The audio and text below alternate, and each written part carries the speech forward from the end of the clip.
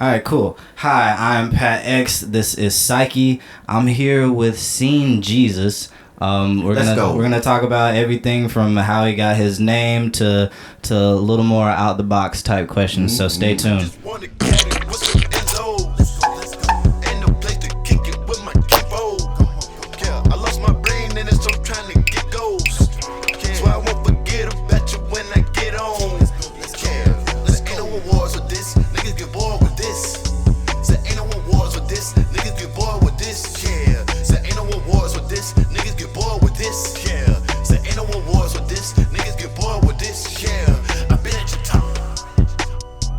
All right, cool. Once again, I am Pat X. This is PSYCHii. Today, I'm putting Seeing Jesus on to some green tea.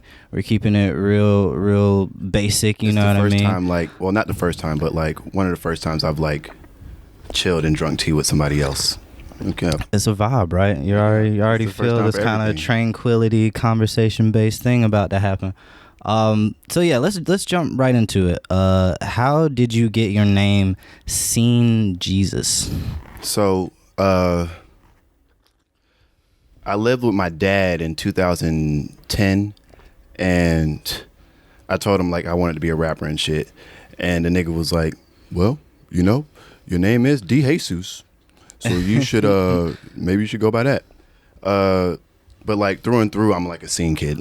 For real. I remember the first time I heard Numb from Linkin Park. Oh yeah. Okay, Oh yeah. I just knew what was up. The first CD I ever had was fucking Linkin Park and Jay-Z Collision Course, Real Spill. Okay, nice. My mom bought me that shit from Millennium Music down here. But nah, nigga. First, my name was Kurt Young Day, like Kurt Cobain, and then I switched to the D.D. Allen, like Gigi Allen, and I just realized that I am I do run this shit, this scene shit, no cap. Everything that you see these niggas doing, no cap, we started that shit. Big spill. Down here at least. And it was honestly doing the shows and shit, people will look and be like, damn, bro, these niggas turning up. Yeah. And I was just like, bro, I am the king of this shit. I'm the king of the scene. So call me Seeing Jesus. There you go. And it's still a play on my middle name, DeJesus, D Jesus, no cap. Okay, for sure. So do you have a Hispanic background, or kind of explain that middle name? So, and my whole name is Mariano DeJesus Pizarro. Okay. Real spill. My granddad, Maximo Pizarro, R.I.P., he's from Cuba, fresh off the boat from Cuba. Nice. Yeah, all right. So my dad is Cuban. Max's wife, I think, was Dominican or some shit, and Italian. They got together and had my dad. My dad's from Greenville, and my dad's Cuban Italian and black. And my mom is from Walterboro, fully black. Word. Yeah. Tight. So you got a nice little melting pot in there. Word. All types of shit. No cap. Seeing Jesus for sure. So of course, being in kind of the scene culture, or yeah. My friend Liam kind of not coined this term, but made me aware of this term, alternative black, which I kind of fuck with. That sort of describes that sort of niche of black kids that are into different genres or kind of unorthodox things. So what, outside of hip hop, what are some influences, not only to you but to your music, that's kind of outside of hip hop, some of the more predominantly black things? So everybody that makes music has to say this name, and if you don't say this name, then you're fucked up. Kid Cudi. Oh, for sure. Real spill. Kid Cudi was the first person that teach us how to be sad. No cap. Think about it. Think about the first time you heard fucking Day and Night. You thought it was a happy ass song. It was yes, this song is great. And then when you actually listen to it, it's damn, this nigga is sad. Yeah. You know who introduced me to, well, not sadness, but just kind of that idea was Evanescence. No cap, bro. Me and my roommate Aaron and my best friend Nine, we started a band because of Evanescence. No cap. Real spill, because she did a song and I was like, bro, you know who this sounds like? Yeah. Trap Evanescence. No cap. Amy Lee, hey, look, Amy Lee, listen, I really rock with you like that. So come get the feature from the boy Seeing Jesus. Amy Lee, Seeing Jesus, you know what I'm saying? For real. I know your name, lady. No cap. Okay, no cap. So other than Kid Cudi, what else? Evanescence, Linkin Park, Haley Williams, bruh, Paramore, nice. Fucking The System of a Down. Nice. I was waiting for it. You can even say Uncle Cracker. You can say Three Doors Down. Like, nice. 'cause I do like that alternative country shit. Okay. Like stadium country. Let me say that. Because, like, 9 Inch Nails is reaching fucking stadium country. No cap. Real spill. I like that early, like, or end of the 90s, early 2000s era of rock when the voices were big and like the jeans were even tight and the fucking ties were like tiny as fuck. Okay? For sure, for sure. It was like crimped and pressed and all that other shit. I remember when Fall Out Boy came out with what's the song where they're all like vampires or whatever. I don't know. I really wasn't big on Fall Out Boy like that. No doubt, bro. They had so one cool to me. Yeah. They had a couple. 30 Seconds to Mars. I used to rock with them. Of course, Paramore. There's a band called Flyleaf. I don't know if they're as popular, but I rocked with them a lot. Of course, System of a Down, Chop Suey, Sugar. Fucking Lonely Day, bro. Facts. Or even like Serge Tankin, I think that's how you say his name. His solo stuff was pretty hard. Is that the lead singer? Mm-hmm. Nice. Rise Against. Who else? I wasn't into My Chemical Romance as much, but I know that was a big one within that, like middle school angst, you know? For sure, for sure. Fucking when Black Parade came out, I think I was in 8th, maybe 9th grade, and I just didn't get it. I didn't understand it at first. No cap. And it took me like wanting to make that type of music that I had to like go back and figure out like my roots and shit. My fucking vocals are fucking low in this shit. That's cool. We'll boost it. But so we've kind of talked about outside of hip hop. Who are your direct hip hop influences? Man, look, hey, shouts out to Chris Kalen. Watch my episode of goddamn Next Up Charleston. Nice. Fucking my number 0 is Aaliyah. Always and forever, bro. She goddamn.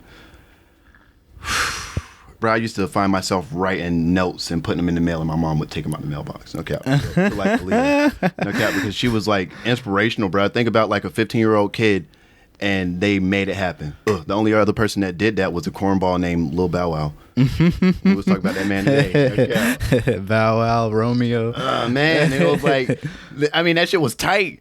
Thinking about it, that shit was like, yeah, bro, you get a kid and they start rapping. Yeah, that's just not. It's not it. Right, but Leah was in like a pocket. She was like an art, like she wasn't even like a kid artist or whatever you want to, whatever. She was an artist. Right. She died just a great so artist, happened to be that age, kind of like a Billie Eilish. Like I didn't even realize Billie Eilish was so young. Yeah, because I just assumed based on her content. Her, I don't know, man. It's like the music that we listen to is an outlet, and yes, we should take advice from the music, most definitely. But if the person is significantly younger than you, what can they tell you that you should like? You should have known this shit already. Real spill. And then like the music that she makes is fantastic. Like all points. Right. It's great. I think there's a couple things to that. Like one, of course, her and Phineas write their songs together, so he has some more of that life experience. True. I think secondly, a lot of times like I like the quote, the medium's the message. So, you know what I mean? I'm trying to think of the best way to explain this. Of course, she's within like that age. I didn't even start the timer, damn. Of course, she's within like that age bracket. So, of course, you might have experienced some things that she hasn't. So, who is she to tell you about like hypothetically heartbreak if she is so much younger than you? But I wouldn't discredit the message just from who it's coming from. You know what I mean? Because you can still resonate with it. No cap. Or even like the way she says it. It was just, bro, I'm not going to lie to you. It was hearing the music. And then finding out the age, it was like... Yeah, for sure. I was shocked, too. I was like, what? She's 15 talking about Ocean Eyes or whatever? Yeah, for sure. It was definitely not a setback, but it kind of gave me, like, different perspective. But nah, bro, people rock with that shit. People, like, take off because of that shit, bro. No cap. She got the fans, bro. I remember seeing her on, like, meme pages. She's huge. Huge. But besides Aaliyah, Pimp C, R.I.P., rest his soul. Kid Cudi, goddamn, I'm gonna say Wiz, I'm gonna say Erykah Badu, and then my 5th is a tie between Jill Scott and Mary J. Blige. Okay. All of those people taught me, one, how to love, one, how to treat other people, and then just like the finesse of the world. No cap. Pimp C was like the biggest finesser ever. And he spent his little year in jail because of it. And it was like, bro, when he came back, he was better than ever. And then he had to unfortunately die. One thing about this shit, if you want to be a great artist, you gotta die. Unfortunately, I'm sorry. That's how Whitney Houston, she died a great singer. No cap. Ray Charles died a great singer. Kurt Cobain died a great singer. Let me tell you something. No kizzy. Do you think you have to die to be a great artist, or you have to die for people to acknowledge how great you were, or to kind of put you in that light? You know what I mean? Boy, it's both of them, because it's like, boy, it's like when you die, these motherfuckers will say, God damn, I was just with this man a month ago, and that was 2 years ago. You know what I'm saying? So it'll make you go back and like listen, and then it'll make you reappreciate everything that you missed out on. Okay? Right. When you look at Mike, I'm trying to tell you, this bit had albums. He had work. And it was like when he died, you had to go back and you had to get right, because everybody stopped that Thriller. Boom. Right. No cap. Same with Prince. I mean, these niggas got 80 albums under their belt. 80 a piece. That's crazy. And you will never, you can't, bruh. It's crazy. I'm telling you. For sure. I'm telling you. Whitney Houston, bruh. Whitney fucking Houston, bro. Let me tell you, if you want to know about some Whitney Houston, go listen to goddamn the Waiting to Exhale goddamn soundtrack. I'm trying to tell you. Let me ask you this, because I think this is an interesting. So Whitney Houston, Michael Jackson, Prince, these are all examples of artists that kind of reached kind of those highest accolades and then died, right? Yeah. How do you feel about some of the artists that were on their way to potentially reaching that? Do you think that their early tragic death is what kind of excelled them further? Does that kind of make sense? Yeah. Because a lot of times people die prematurely and it's tragic, but then you start kind of bringing up like legendary status when they weren't necessarily in the game or in a situation where, you know what I mean? Lil Peep, bro. I'm trying to tell you, because I seen him when he first came out. I seen the music video that took him there. And then in my mind, it fell off. Real spill. I'm sorry. I'm going to look at my phone. It's all good. In my mind, he like wasn't there. But then he passed, and it was just like, bruh, this nigga went this hard. Damn. So do you think that's one of those situations where they would have reached that legendary stat? Well, I mean, I think he did though. I think. It depends on what the artist is putting out, bro, and it depends on like how they're talking to their fan base, because that's what gets you at the end of the day. Like when some like Juice, I know there's 1,001 people that never heard of Juice, Real spill, and would not think that he was a legend, but then they go back and listen and be like, damn, Pop, how did I not say his name? Pop, bro, I'm trying to tell you, this nigga reinvented hip hop in 2020. And when he died, the world caught on that fast. And it was crazy, because I remember my homeboy came in here and he said, bro, this nigga is it. He had 2 mil in New York. And that's so he was a legend to them already. Not a legend to us. Yeah, see, that's a good point. A lot of times you can be a legend in more of a localized area before you branch out, for sure, because we got a bunch of local legends. I'm telling you. That's a good point. Do y'all know who Marley Marl is? Pacino Dino is? Do you know who that is? Legends. There you go. Real spill. For sure.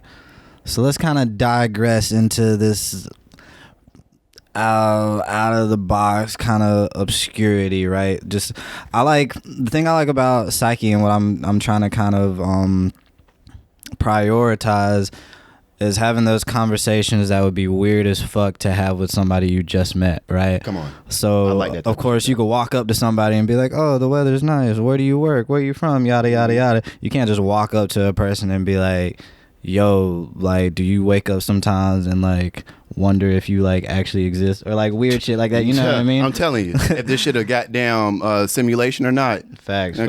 So that being said, let's go. Let's start with kind of the meta. What do you think? How do you think all of this started? Do you think it was an explosion? Do you think it's a big big white guy that made everything? What's your hypotheses? Just reading shit on that fucking internet. The internet is so fucking vast and it's so fucking deep. So they said that there's people that came before us. I believe that there's lizard people under us. Okay. So, my nigga, I don't know how the fuck this shit happened. I don't know how, and I ain't about to act like I do. Bruh, they said that there was people the size of mountains on this motherfucking planet. Like, what? Come on, bruh. And I mean, you'll be a fool to think that there wasn't something before us. Right. You know what I'm saying? I saw there was like, I mean, and this is coming from like a conspiracy theory page, and it was like a mountain, and it looked like it was a person laying inside the mountain. I'm not playing with you, like, for real, bro. I wouldn't knock it. I'm in a kind of philosophy of why not. You know what I mean? Like I'm not gonna knock you if you believe in the spaghetti and meatball god, because science has proven weirder things. You know what I mean? I'm telling you. Let science tell it. No, let me stop. That being said, let's dive in this conspiracy. What's a conspiracy that you maybe not wholeheartedly believe, but you think is like interesting or kind of has some validity to it? I've been talking about this because it like just happened, and somebody actually just put me on, and that's why I've been like doing so much research about it. The solar eclipse, or the Saturn eclipse. Yeah. That just happened, the conjunction, Saturn Jupiter conjunction. Right. They say that black people are supposed to be able to see their destiny clearer now. That's what the superpower is, you know? And I'm not going to lie to you. I just said this shit. I've been talking about an idea for a month, and it took me actually planning it, sitting down and waiting. And then like yesterday it happened.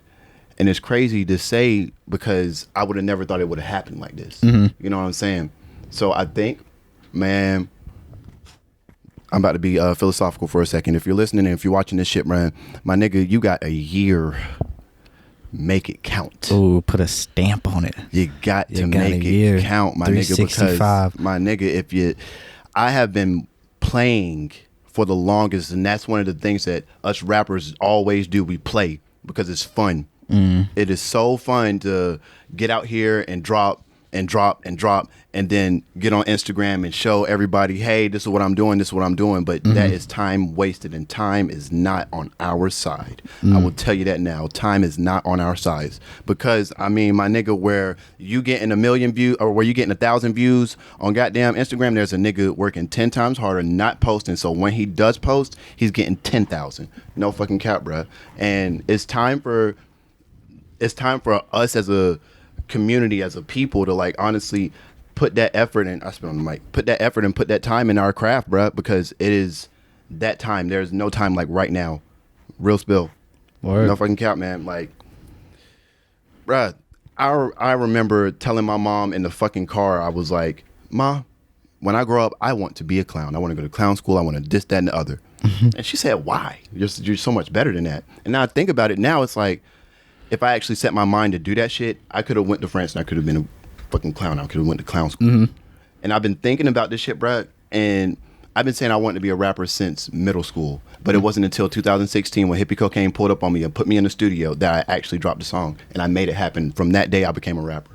This shit is easy, bruh. If you actually believe that you can do it, and this is all off a conspiracy, bruh. Like a nigga said that a portal's opening, and it's your time to be positive and put positive shit into the world. So, and it's crazy. Shit's happening like this. For sure. That same day, a nigga called me and was like, yo, bruh, you owe me a show. Put the show together. There you go. No cap. It's crazy. So that being said, do you believe in the power of like synchronicity? So not necessarily the fact that somebody said something about solstice and this happened, but the fact that both of those things happened at the same time wasn't a coincidence. So like you walking down the street, going to this store instead of that store. There's no such thing as a coincidence. Facts. No such thing. There's a reason. No cap. There was a reason that I was in Aaron's DM whenever I was like homeless, and now I'm here, and that was 3-4 years ago. Right. You know what I'm saying? There's a reason this nigga Shifty was fucking shooting a music video outside the cistern, and I pulled up on him and I said, hey, I like what you doing, come fuck with me. And that was when, October of last year? When was that, ugly boy?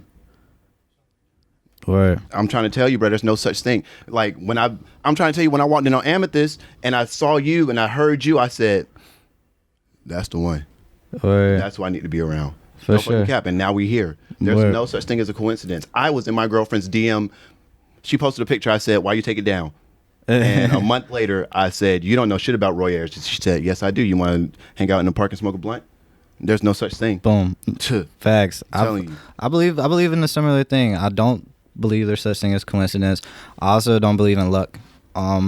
My physics teacher a long time ago, and I'm butchering the quote, but he basically said, this Indian man with like a thick ass accent, smart as shit.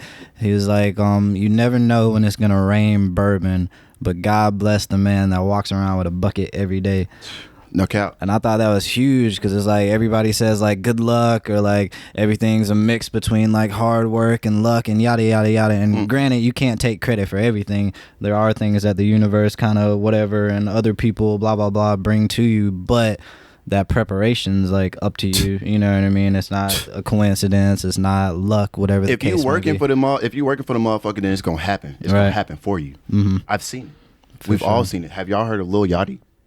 We heard the story of a goddamn kid on SoundCloud, and then he was in his car. Then he followed Ian Connor, and now he's a household name.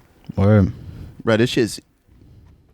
I hate telling motherfuckers how easy this shit is because it's shifty. How long do it take you to drop now? When you zone in, how long do it take you to drop? No cap. 15, 20 minutes. No cap. Word. No motherfucking cap, because there was once upon a time where it was, I wish that I could get in this motherfucker and I didn't have to write, or I wish that I could sit down in the stew and write a hit, and it happens. It happens, bro. If you set yourself up, then it will happen for you. It will fall in your hands, and people doubt the fucking process. People doubt the fucking process, bro, and it's long, and it sucks, and it's hard. But at the same time, if you want those results, you got to work. For sure. You got to fucking work. 24/5/8. For sure. And I think that goes into another kind of noteworthy, a thing worth saying. Of course, there's mad artists that work hard, that are kind of consistent and whatnot. Not only trust the process, but enjoy it too, because there's so many people that kind of slave over. Like, this is depressing, you know what I mean? When you drop a song that you've worked hella hard on and 2 people watch it, and one of them's your mom and the other one's you because you wanted to double check and make sure that motherfucker uploaded correctly. Beep it out, come here. Like, that can be depressing, you know what I mean? But knowing to enjoy the process, just in case that goal that you're trying to achieve isn't quite what you thought it was, you know what I mean? You can look back and say, well, I enjoyed this part. I enjoyed everything leading up to it. So that's definitely... I mean, the past is honestly made up. It's all shit that it's the best parts. And then we also put a spin on it. It got to hit. When you tell it to somebody, it has to hit. Boom. I like that. The past is the past is the best parts.